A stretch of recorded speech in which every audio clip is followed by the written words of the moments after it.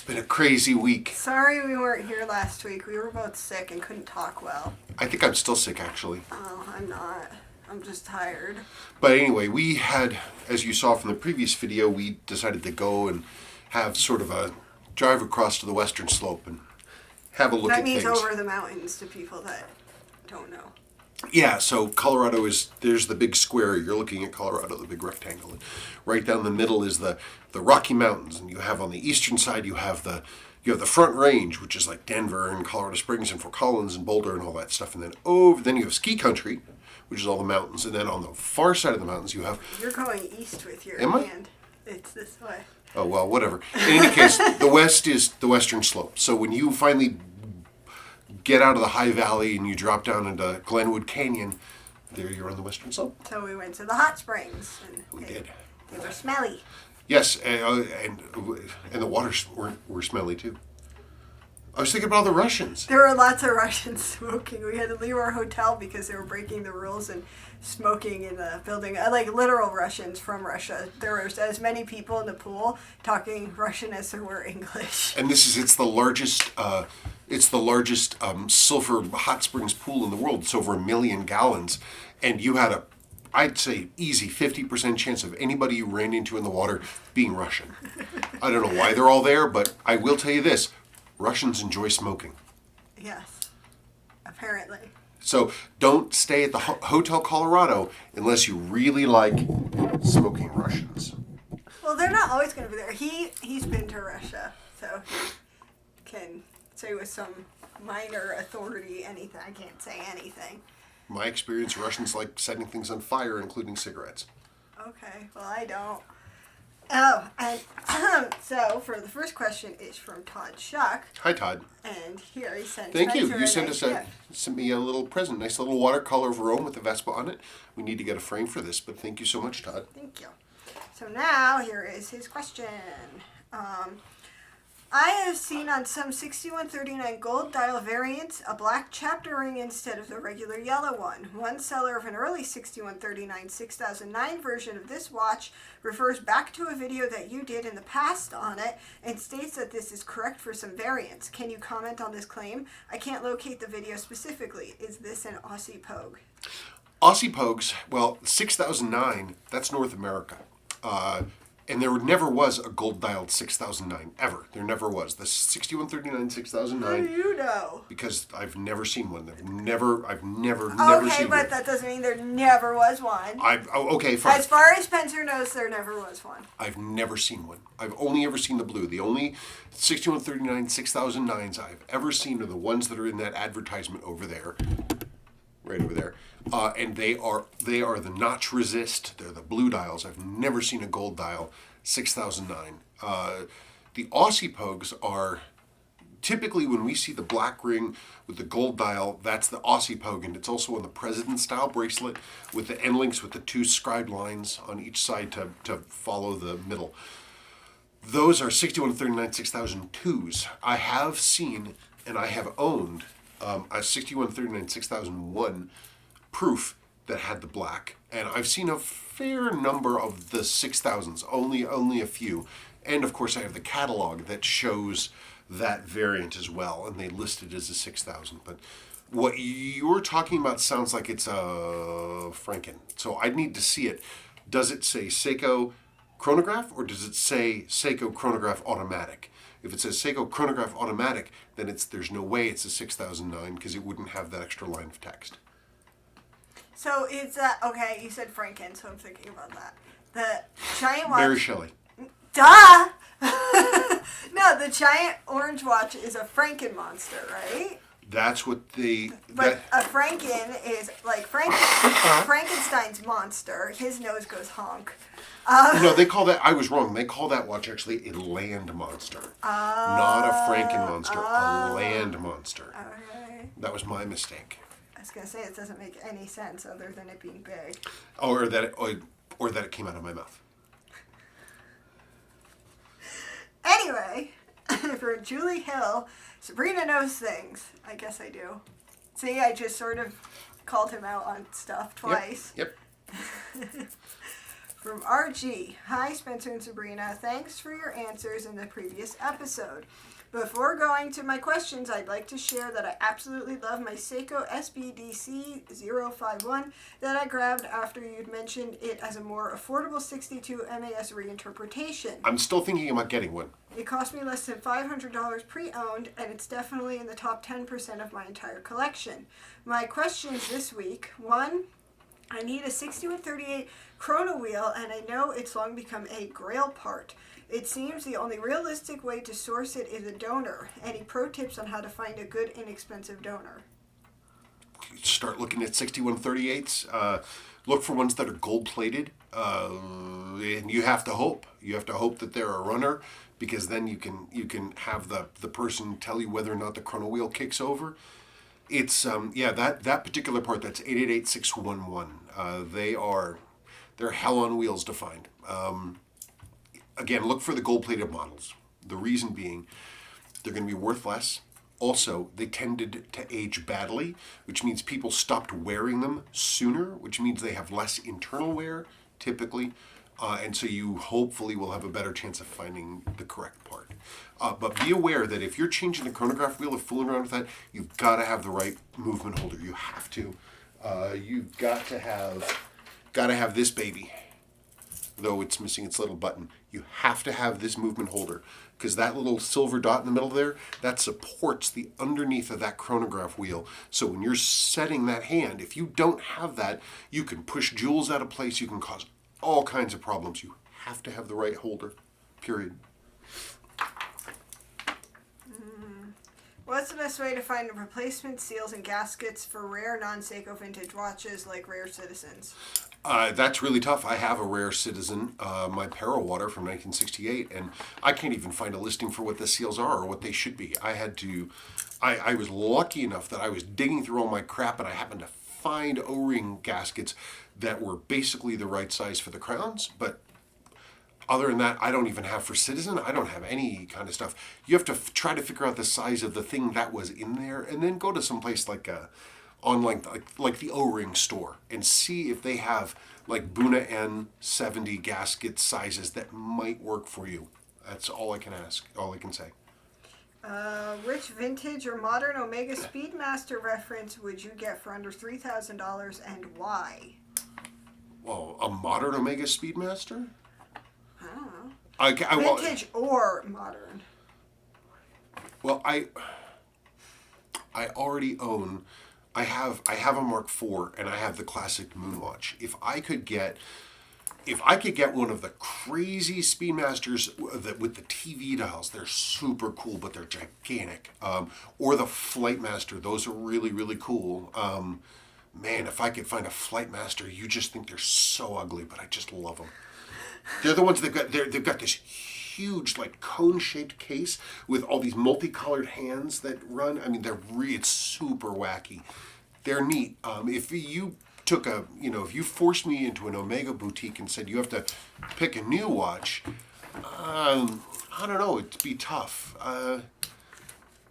If they made, if there weren't so many complaints about the Omega the mid-sized one that has that ETA movement with the chrono complication added on the top, people bitch about those a lot. They say they're not very reliable, but they are, I like the look of them, and I know they're 39 millimeters. That's not bad.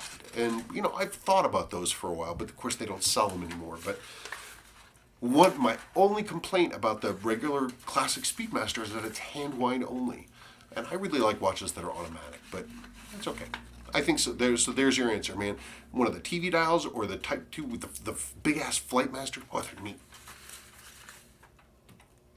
Sorry, I was reading ahead. Oh, that's okay. Have you considered doing a new SOC video highlighting all additions to Departure since the last one? What in God's name is SOC? State of the collection. Oh. What's your collection? She has 2 watches now. I have this one, and I have a calculator watch. She bought a $15 Casio. But that's why somebody said they wanted to do a what are you wearing thing in every video, and I'm like, I always wear this. Sorry. Yeah, we got home from vacation. She wore while we were away Because I want to flood, obviously, an actual watch that mattered. Right. So she wore this mod that came to us from Matt Ostrowski down in Denver. He built this and it performed. Oh, shoot. I just said it doesn't matter. It matters. Of course it matters. I meant like this is like. There's replaceable and then there's not replaceable. Right. That's not. Well, now I'll wear it to like the gym or something. Well, it's okay. I don't like wearing my calculator watch to the gym because I'm all sweaty and it's rubber or plastic or whatever. But did it perform well for you? Yeah, no, we're fine. Fine, I'll keep that watch. Yeah, whatever. But this thing went into the hot springs. It did everything. I mean, and it kept admirable time. I did put a Rolex bracelet on it. Believe me, the reason I did that is it was the easiest, fastest way for me to get a bracelet on it. Bracelets, that's just me. So it's got a Rolex Oyster on it, but it's a great watch. You wouldn't even know it's a Seiko. It just did its job, and it was perfectly fine. How did I get on the subject? You're supposed to talk about state of the collection, and you talked about my state of the collection, which is now 3 watches. My state of the collection just dropped by more than 50% because I was looking at my watch boxes, and I'm like, I got everything out of the safe, and I was looking at it all. I'm like, I don't wear this, I don't wear this, I don't wear this, I don't wear this, and I put them all back in the safe, and I'm down to one box that is only partially filled. Wow. So I could go over it.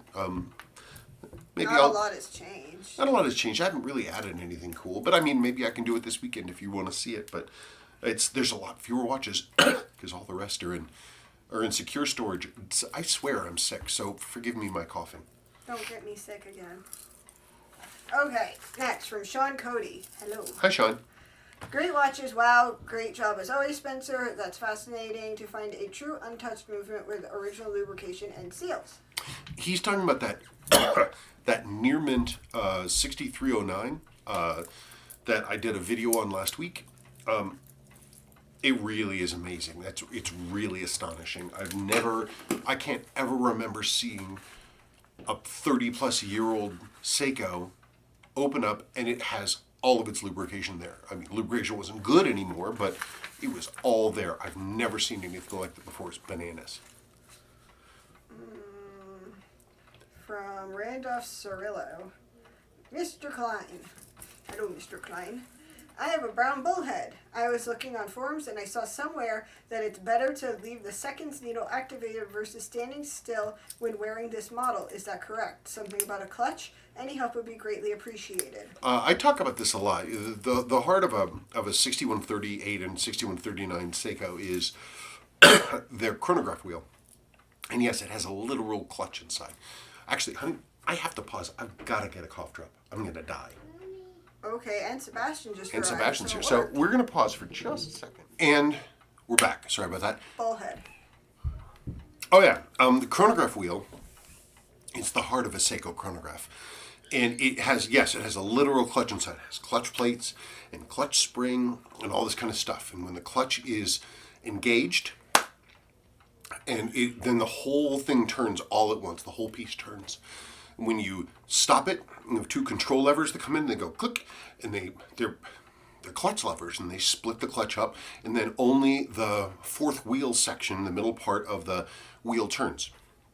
And if that clutch spring fails, the part is dust. There's no way that I know of currently to take it apart and fix it. It's more than just staked it together. Seiko did. So I've tried taking them apart, and you have to basically destroy the piece in order to do it. You can replace the finger for pushing over the minute counter. They designed that to be replaced, but the rest of it, I have not yet figured out how to rebuild it. Period. I haven't. Wait, so he asked if he should keep it going or not?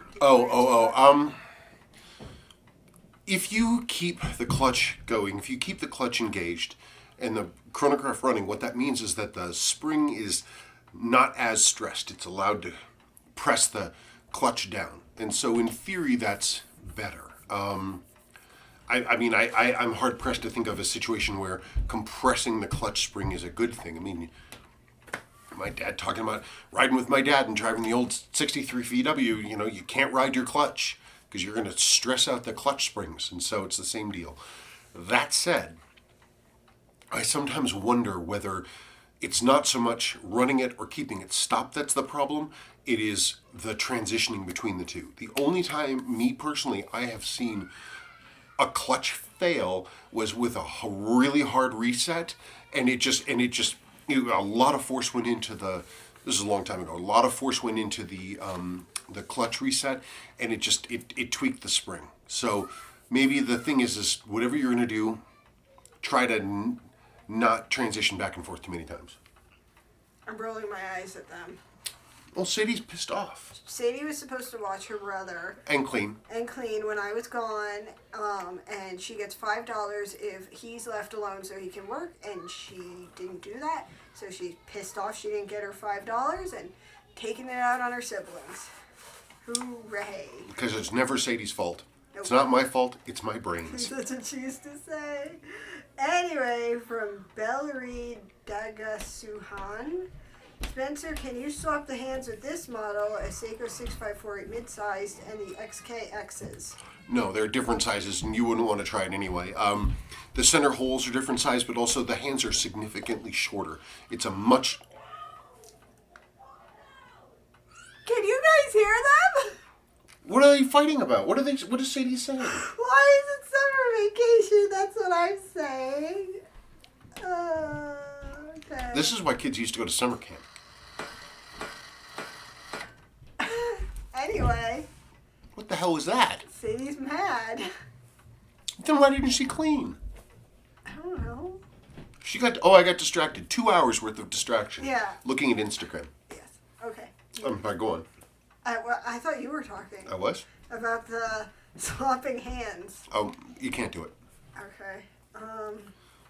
Oh my god. I'm going to try and say this. Colección de relojes. Does that mean collection of watches? Mm-hmm. I don't know. Great video. I would like to change my 6138 8020 Crystal, but I don't know if it has a seal on the case. Can you explain it? Do you have it in stock? Thank you. That crystal, for some crazy reason, Seiko did not go with glass on that one. It actually has an old style acrylic crystal with a tension ring. So that's the T that's in the number for that crystal, which is 350TO2ANS. So the way that works is you basically compress the thing, and you put it in with a crystal brush, and it goes tick, and it's just a pressure seal. That's it. There is no gasket. From Paul Shane, I have enjoyed watching you two answering questions. I now have a question regarding my Seiko 6106-7440. I have more difficulty setting the day and date on this second setting watch. What is the easiest way to set the date and time? Wow.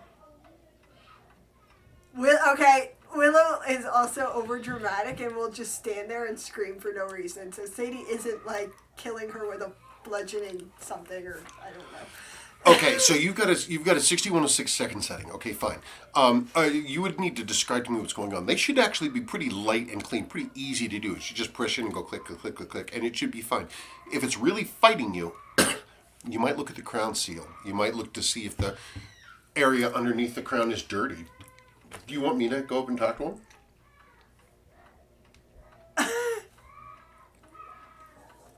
You should pause the video. Hang on a second. And we're back. Willow is screaming that she didn't get a bowl for her banana. She was really upset about that. Okay. Second settings of a watch or something. Oh, anyway. Check to make sure that the seal isn't stiff on the crown. Also, if the crown itself is dirty underneath in the channel, it won't drop in all the way. So that all has to be cleaned out. So make sure it's clean and that you've got a good new seal in there. And it should be fine. They're all the same. So if you have any other quick sets, that's it. I mean, that's the way they work. From Jeremy Correo. So what if you wear one watch every day for 20 years? I don't understand what's wrong with watch winders. I understand if they weren't set on timers, but other than that... God, I'm so sick of hearing about freaking watch winders. Jesus Christ. No, it's not a problem. It's the same issue as if you have one car and you drive it for 20 years. If you're doing maintenance on it, that's fine. That's great. But if you have 5 cars and you keep 4 of them in the garage always running, just in case you want to use them, then that's a problem because it's wasteful and it's putting wear into it that you don't need. If you have one watch and you wear it for 20 years and you service it regularly, then that's fine. If you have watches, I know of guys that have walls of watch winders, and all their watches are being run. Because it makes them happy and it looks neat, and guys like things that look neat, except for you apparently. Yeah, but these are the same guys who usually get freaked out about watches keeping time to the automatic watches keeping time to the second. But whatever. I'm not a fan of them, but that's why. But that's me. If you're gonna wear one watch, go nuts. I'm so sick of hearing about watch winders. Stop asking about watch winders. Please, I'm sick of it. I have to hear about watch winders off videos. I never talk about watch winders. Sometimes you do. Sadie asked a question about them. Okay. Okay. From Smucker's Tea. I know you like Larry's stuff, but have you ever tried Strapcode Bracelets? I wear one of their bracelets and it has a nice milled clasp and nice solid screwed in links with a great fit where it meets the case. I've never tried Strapcode that I can remember ever. The big thing is that I really am not a fan of really big, chunky, solid bracelets. They're too heavy for my wrist. I like lighter, thinner, more flexible ones. If you have a Strapcode bracelet that someone out there in Watch World, if you have a Strapcode bracelet... What do they look like compared to mine? They're kind of like this. I mean, I like this. I don't like... Well, they're a company. That so feels cheap to me. Sorry.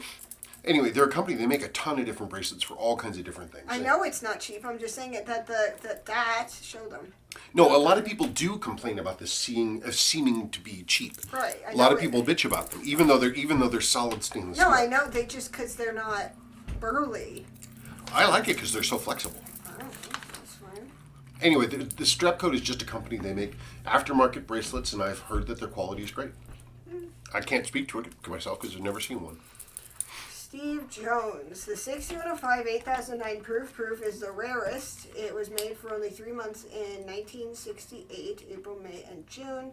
The resist began in March of 69 and continued to November of 69 for 9 separate months of production. That's great information, and I put that question in there not because it was a question, but because it's good information. And it makes sense to me. I've been thinking, because I had that factlet, the 6105, 8009 resistors, the rarest one, and I was like, okay, fine. But I saw them a lot. Like, a lot of them came through. I'm like, for such a rare watch, why do I see so many of these? I cannot ever remember seeing a 6105 8009 proof. I may have, but I can't really remember ever seeing one. So it's good to know. From Camaro Carl, OMG, I cannot believe you're selling that. Did you lose your mind? Years from now, you will kick yourself. What? My Clint Eastwood. What, you sold it? No. Oh, I hate it. It's so ugly. Why do you hate it? It's so elegant. Because it's ugly. Sorry, I'm It's entitled to my opinion. You don't like everything I like. No, I know, that's true, but I look at it, I'm like, it's a 1969 vintage Rolex in amazing I thought you were original looking at me like, I sold it. Oh. Believe me, I would tell you know before me. It's on the website. I don't look at the website every 5 seconds. Yeah, but if you... Oh, wait, it would come in my email. Yes, it would. You wouldn't find out before I would. I would find out before you. Yeah. If you have children, if you're going to have children at some point in the future, find a way to keep them in school year-round. Yes. Okay. Super Cruise. Hi, Spencer, Sabrina. Love the channel and videos. 2 questions. I hope you can get in on your milestone 40th Fun Friday. Really? 40th? Oh, I think it is the 40th, actually. Oh, wow. I had no idea. Could you comment on the auto winding mechanisms on Seiko 5126 caliber movements made by Dyni? I have restored 2 of these movements, and while they are robust and well-built movements, it appears to me the auto winding mechanism only winds in one direction and is fairly inefficient. My only complaint. He has 2 questions. Okay, so that's the first question. They use standard reversing wheels. They should wind both directions. I don't think they're only unidirectional winding. They are an inefficient winder. They don't wind a whole lot. But I mean, they have I don't know. I will have to look more closely. It could be, with those, you have to be kind of careful about lubrication. If you use too much lubrication of the wrong kind, those reversing wheels can bind up internally. And that can definitely cause problems. But, pardon me, a cough drop. I'll double check and I will revisit this question. And I'll tack on an addendum to this video. So you'll see the answer in just a bit. Or maybe I'll put it here, who knows. It'll go somewhere. I had the opportunity recently to purchase a 61380040 bullhead from an overseas buyer, but decided against it when he described the chronograph function as working, but when the watch case is tapped, resulted in slippage to the sweep hand.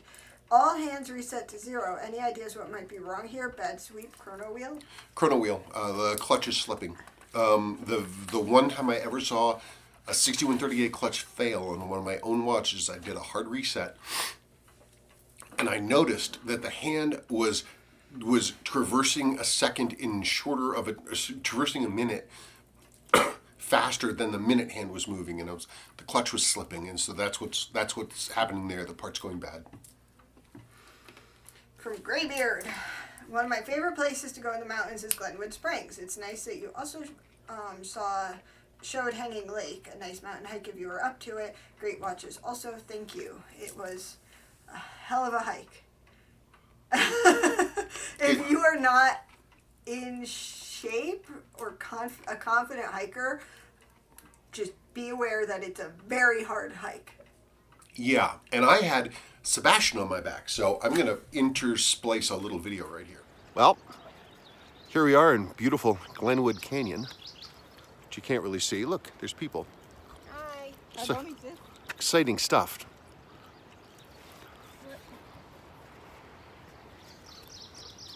So far, it's been a nice day, but we just got here. We'll take more videos, you'll see. Wait, are we leaving the hotel today?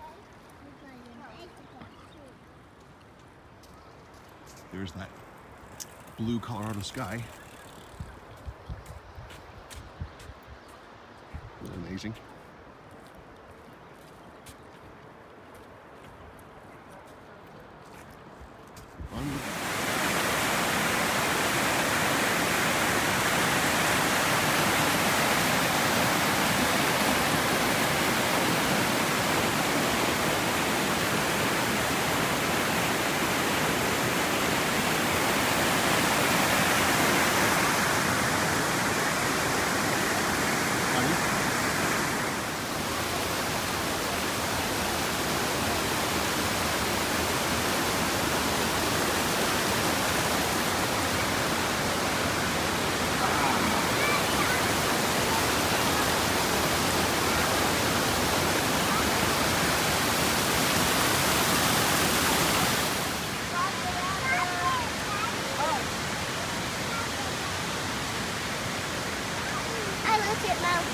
Hi, Bob. I'm gonna name you Bob, okay? You're staring at me. Hi, Bob.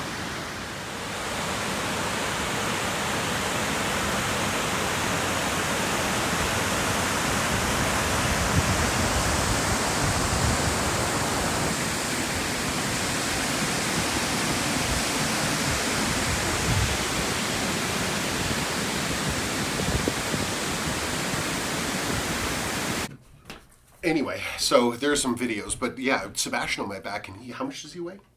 35, 40 pounds. In a pack, in a frame pack, on my back. And for those who've never been to Hanging Lake, and I hadn't, I didn't know what the hike was like. I didn't know anything about it. It's 1,000 feet vertical climb that you're doing in slightly like maybe 2 kilometers. So it's like it's gnarly. It's you're heading up like this, and it goes. You have 7 bridges you have to cross over, and the trail is built directly. This whole thing, Hanging Lake, that whole area, is the river coming off of the higher valley down into Glenwood, and so you have especially right now, you've got all this snowmelt running off, and so like large sections of the trail were underwater, and we had to. Willow's shoes were destroyed. We had to go to Target immediately afterwards and get her new shoes. I mean, she was a trooper. She made it all the way up and back down, and so did I, and so did you. But it was a little nerve-wracking in Sadie spaces. made it too. Yeah, she was cheerful. Yeah. It just took a very long time because of Willow. Yeah. But she's little. But she liked it because she wants to join Cub Scouts, so she's all like, yay, hiking. Yay, hiking. Yeah, but I'm glad that I saw it. It was the first few days of the new system where you can't just drive your own car to the parking lot. You have to now go down to Glenwood Springs and take a bus back up. Okay, from Eric Flex, great video. Still haven't wear my original 7548700F I got in 1986 for my 16th birthday, wearing it now as I watch this video, or that video. I don't know if he's wearing it for this one. Well, I don't know. I'm not wearing anything for this video. Ooh. I'm holding my SKX. Anyway, there it is. Oh, one of those. Yeah, the Stormin Norman. Great watches. Fantastic tool. Why is it called that? General Norman Schwarzkopf wore one during Desert Storm. Oh. And he donated it to a charity auction before his death. And I don't know where it is now, but anyway, it's one of these. Very cool, fantastic tool watch. Again, based on the 6309729 and it's, I mean, the cases are identical. The main plates have the same exterior dimensions, calendar elements all swap over. They're just fantastic watches. Absolutely worth owning. Chester Snapdragon Fisticuff. You know what might be simpler to swap into a 6105 to get hacking, handwriting, and high beat would be a 6145. Yep, 6145 or 6146 or even 6159 or whatever. All you'd have to do is change the date wheels. The issue is that getting your hands on one will be extraordinarily expensive. So rather than investing $700 to $1,200 to $1,600 in a watch just for the movement, it's easier and less expensive to do it the way that I did it. But absolutely, I agree. If I could find a 6145 or 6146 in good condition and put that into a 6105 case, I'd do it in a second. Heck, and with the 61, any one of those movements, you can actually use a 6309 type stem in it, which means you can use a standard 6309 compound crown. You could put one in a 6309 case too. From Patrick O. Hi Spencer, great video review of an icon. I have this SKX 009 and SKX 007. I noticed the older models have 4-cock crown versus the SKX's 345 crown. Why did Seiko change it from 4 to 345? Thank you. Well, all the SKXs have a Dynie 7 series movement in it versus the earlier ones, which I'm assuming you mean like the earlier 6309s, them cases. The crown's at 4. Here, the crown's at 345. All of the SKXs are at 345. None of them were ever at 4. The 7002s have the crown at 4. Seiko kept it for them, but as a result, that date wheel that's in that 7002 model is actually kind of a bear because they only made it for that movement, period. But then after this, Seiko went to the 345 crown, and the reason they did that is because then they wouldn't have to manufacture multiple different parts, especially the day wheels, because with a crown at 345, you can, or a crown at 3, the parts will still line up, which is important, and that's why they did it, as far as I know. From Aaron Roy, hey Spencer, I have an SKX that had been my only watch for years. Only after watching your video did I realize that it is now 10 years old. I am wondering, how long will you feel safe swimming with and using your SKX before you start treating it like a vintage piece? That's a good question. It is. Sales, well, I mean, this watch was made in 2008, so it's 11 years old. I redid the seals in this watch, and the seals were original. Case-back seal was pretty well flattened. Crown seal was also a little bit flattened. They were probably both still effective, but the official rule of thumb is 5 years. So right before we left, like I had a moment, and I did the case-back seal and the crown seal. I cleaned those areas, and I greased them up, and I put new seals in it, and the watch was perfectly fine. I did not test it, because while I do have a pressure tester, it's an old wet one, an old Bergeron style wet one, and I don't like using them. I want to get rid of the new dry testers, but the sealing surfaces were good. All the seals were new. Everything was greased, and it was perfectly solid. It gave me no problem. So the age of the watch like this, the tech is the same, whether you have one of the first gens that was made in the 90s or you have one that was made a couple of years ago. The cases and everything, they're all the same. So as long as the seals are new and the sealing surfaces are clean, you should be good. The Charjo Harry. What's your feeling about the mid-size case SKX? Nice vid. If you're talking about the SKX like 013 and things like that, they're like a 38 millimeter case.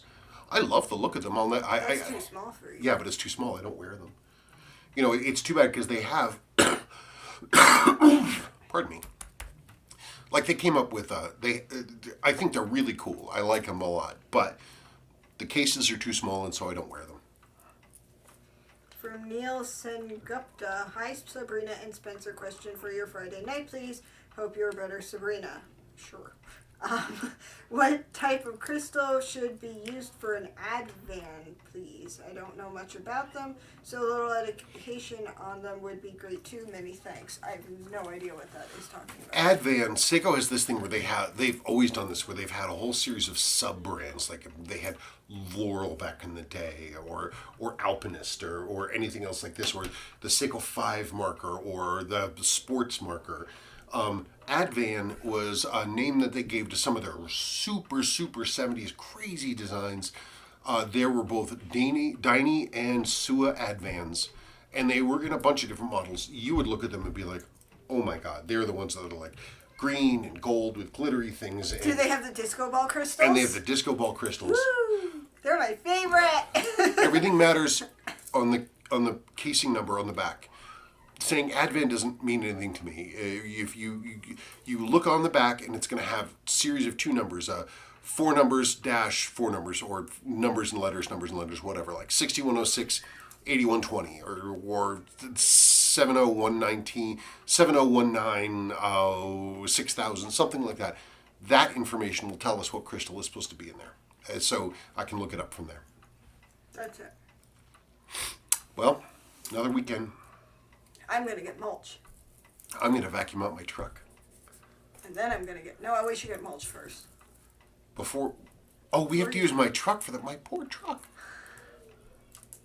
Not going to use the Nissan. Well, I don't know. It wouldn't work. It wouldn't? No. Just open the windows and have them fill the passenger compartment. Could you imagine? Because it's a giant... you bring all your branches and stuff there, and then they compost or mulch them, and then you go and buy mulch, and they have giant digger picker-upper thingies, and then they just load it in the back of your truck. Could you imagine it? And my camera was like, just fill my car. God almighty. So, we'll see. Oh gosh, I hope that I feel a little better tomorrow. Well, you don't have to put the mulch down, you just have to get it. Well, I just drive and get it and everything else like that, and it works for me. Okay. Works for me. Okay, well, thank you, folks, and that's it. Rose time. Back to the trenches. Back to the trenches. Yes, time for mommy relaxation time. Okay, talk to you later. Thank you so much. Bye bye.